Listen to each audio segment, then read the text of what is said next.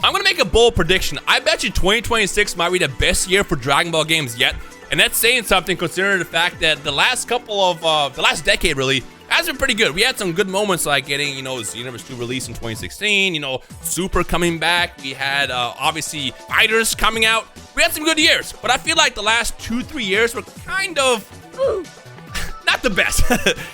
Stuff like Spark and Zero fumbling not being the game that we expected, and just breakers and stuff like that. They have not had a good track record. However, I have a feeling that they finally learned their lesson. I mean, for starters, Dragon Ball Fighters came back. Yes, if this is the first time you're hearing this, they released Dragon Ball Fighters 2. They're not calling it Dragon Ball Fighters 2, but they released a brand new patch that came out a couple of days ago. And essentially, it's the equivalent of releasing Dragon Ball Fighters 2. They gave new mechanics to the game and characters. Like, characters have new moves in that game. It's crazy. And then, on top of that, they announced new DLC, so far only mentioning Diamond Goku for 2026. I have a gut feeling that they're going all in.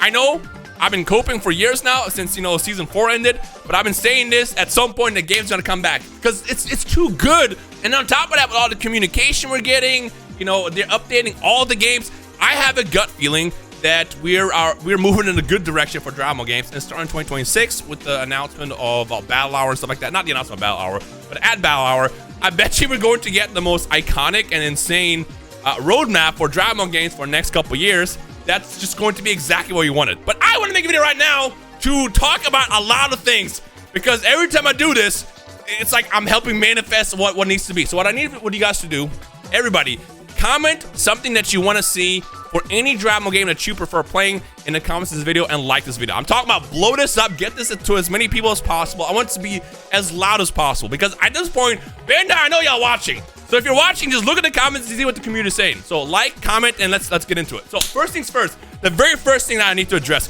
is crossplay. Bandai, we need crossplay on every single Dragon Ball game. What do you mean that Breakers, Dragon Ball Breakers that has 6 players, maybe 7, they got crossplay? And we don't got crossplay on Spark and Zero, on Fighters, or on Xenoverse. Bro, give us crossplay for every single game. I know it's kind of complicated. Probably has something to do with Sony and Xbox, but you know what? Fuck them. Figure it out. Because I'm telling you, if you have crossplay, do you know what that means for a game like Spark and Zero, where most of the player base is on PlayStation? PC people and Xbox people can finally get some games. Especially Steam people. Steam, the numbers are whoo. But you know what I'm saying? Like, crossplay at this point should be a norm. And if you have crossplay for every single Dragon Ball game, I know there's probably gonna be issues you're gonna have to come across. Like, you might have people on PC who will start modding and stuff like that, but it's one of those things that we'll have to deal with as time comes. But being able to hop on Fighters right now on PC and being able to play with people on PlayStation and Xbox is a must. Same thing with Spark. Same thing with Xenoverse even. Like, even though Xenoverse is fine as far as the player base, again, PlayStation is like the home for anime games. I feel like crossplay even on Xenoverse would be a massive. You know how many people out there have Xbox and then they have friends that are on PlayStation and vice versa that want to fight each other? It would be massive. Come on, bro. Now, let's break it down. I'm about to talk about every single Dragon Ball game or what I want to see, and that's why I'm making this video. We're gonna manifest here. We're manifesting together.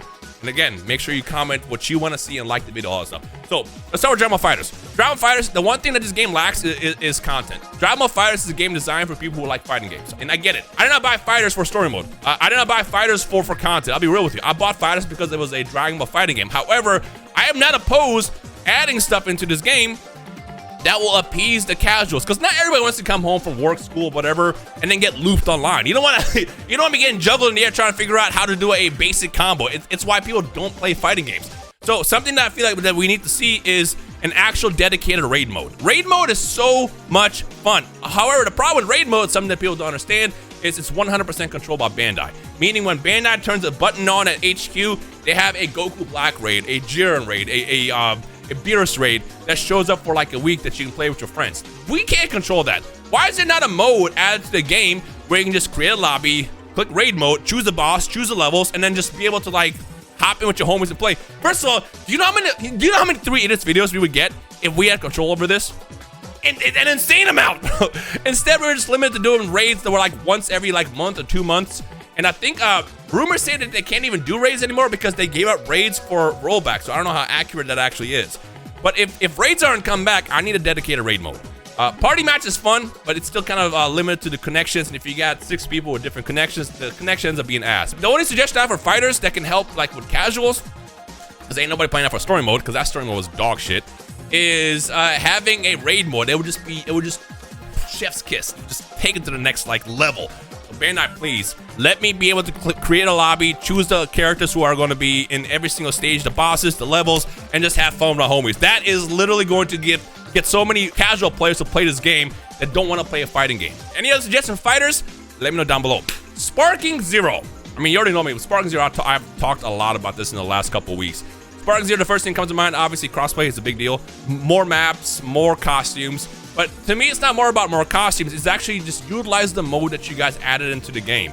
You guys literally, you guys being Bandai, you developed the ability to customize characters. As I mentioned, every character outside the main characters like Goku and Vegeta have empty slots. If you look at Jiren, if you look at Beerus, if you look at any of the non-main characters, there's nothing to customize. There's nothing. You can't even add like a halo or something. Add some customization options. But you know what? Let's make it a little bit better. You can actually make some of that stuff as a reward for just playing. Whether it be playing casual mode, ranked mode, or doing specific like custom battles, maybe doing specific challenges that you guys can create. Being able to like unlock cosmetics to say you did it is dope. Because if I go online, I want to show that off. Again, I hate titles. I don't want to walk up into a match and say Rhymestyle, and then it's like title gatherer. That's my title that I got. Like, no one cares about that. I want to have a scouter.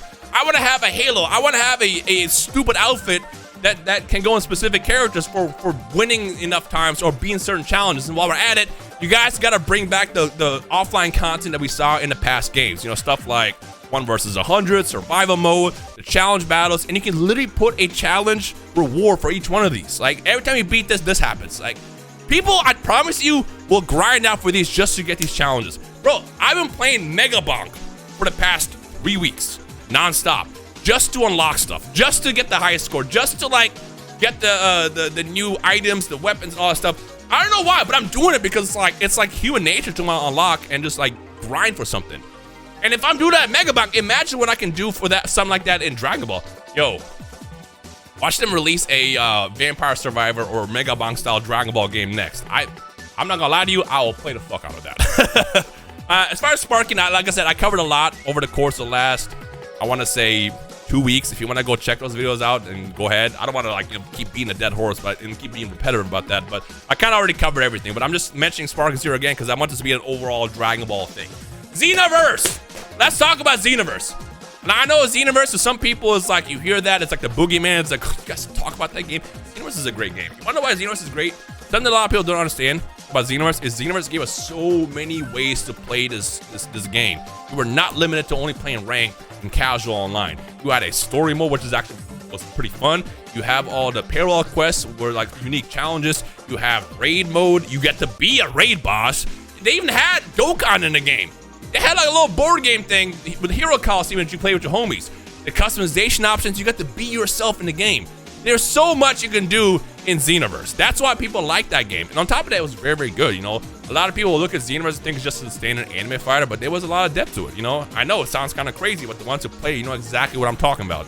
Xenoverse was a fantastic series, but I don't like what's happening with Xenoverse. They're turning Xenoverse into this like live service game that is kind of like every time news pop up, you're just like, here we go again, more content.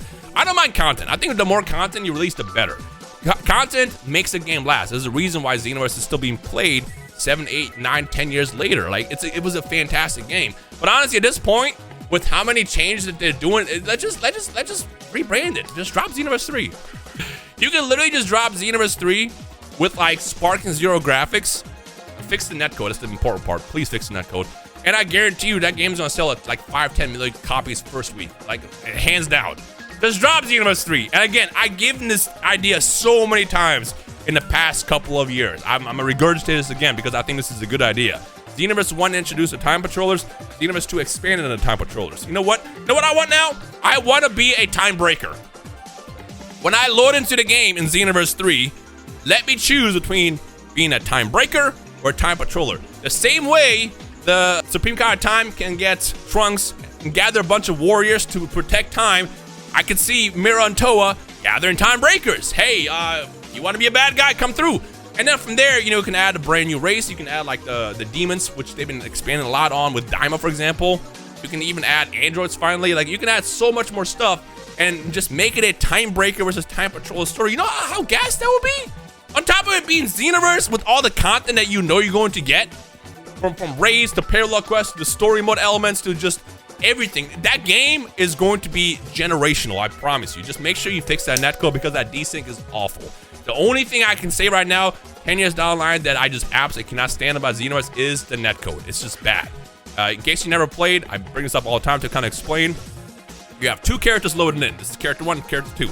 This character will load in 1 second too soon, and then there'll be 1 second ahead where they're 1 second behind this character. So, for example, if I'm looking and I see this character standing right there, on this character screen, they might already be over here. That's how you get false hit confirmed. So when I'm punching over here and I'm getting a confirmation I'm hitting, this person over here never got hit. That's how these things happen. And that's why the netcode is so bad. Now, if you load in correctly and you get good netcode, you have some great fights. But it's just so rare at that point that all it takes for me is one bad netcode game to put that game down for weeks. Sparking Zero was so refreshing to me, and I think that's the reason why I love that game so much at launch. Being able to go online and play without a lot of lag was great. I mean, there was still lag here and there, but it wasn't anywhere nearly as bad as what we saw in Xenoverse. That's why I was so pro Sparking Zero in the beginning. I'm like, I can't believe we have a Dragon Ball game that works pretty well. I mean, Fighters also had a pretty good netcode. Well, air quotes, good netcode. It was good enough, but obviously Rollback made it a lot better. And I know if you can improve netcodes through games like Fighters, you could do it with Xenoverse. So Xenoverse 3, you drop the Time Breaker versus Time Patrol War. You add the corrected netcode, fix the desyncs, you have a generational game. Bro, and I think those are the only games I really want to cover. I mean, there's still Genshin Squadra, which, you know, the cool thing about Dragon Ball games is you have a little bit of everything. If you're a fan of MOBAs, if you're a fan of fighting games, if you're a fan of like RPGs. Granted, you know, a lot of these games are a lot more watered down. Like Kakarot, for example, is just a boneless RPG, but it's still an RPG and it's still fun. I'm here for it, and I think it's very, very dope.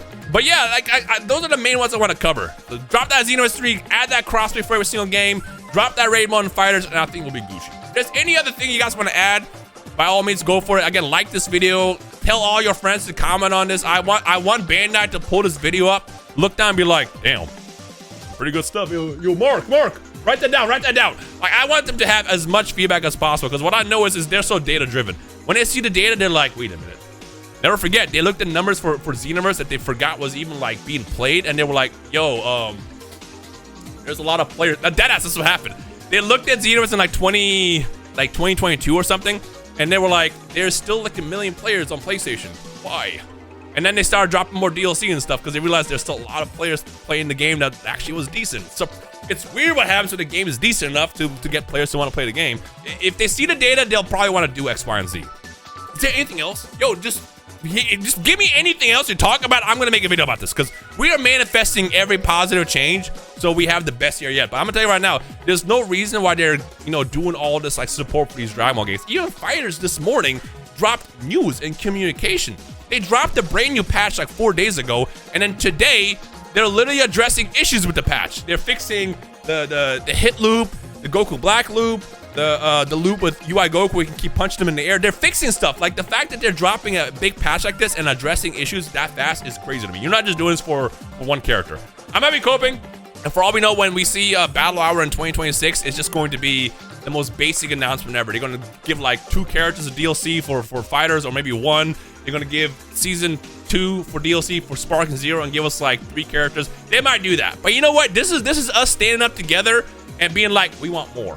Because the Dragon Ball franchise is way too massive and too popular and too important to a lot of people for you all to just be like, get down. Like, come on, man, it's Dragon Ball. This isn't like some basic ass cartoon. This is Dragon Ball, the most iconic anime of all time. Next to Pokemon, probably. I would argue Dragon Ball might even be bigger, but that's a whole nother debate. But yeah, I think I'm ending right here. Again, I want to do a lot of these videos over the course of the future because I feel like we need to like start speaking out together, and if we speak up together, they can't ignore us. It is what it is. Anyways, don't forget, comment what you want to see in your favorite Dragon Ball games in the future and all the good stuff, and I'll see you guys in the next upload. We have a lot to discuss, a lot to talk about, but as soon as we get more news, bet your ass I'm gonna cover it. So yeah, see you guys in the comments in this video.